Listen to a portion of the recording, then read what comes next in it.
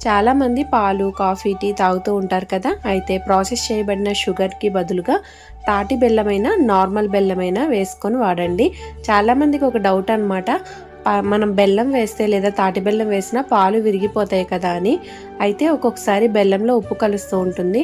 అలాంటప్పుడు విరిగే ఛాన్స్ ఉంటుందన్నమాట.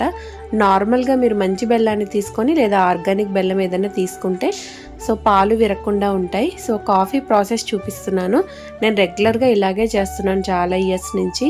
సో బెల్లం మంచిదైతే సరిపోతుంది. ఇదిగోండి పాలు విరగకుండా కాఫీ చేశాను. ఇంకా టీ ప్రాసెస్ కూడా ఇంతే అనమాట, చాలా సింపుల్.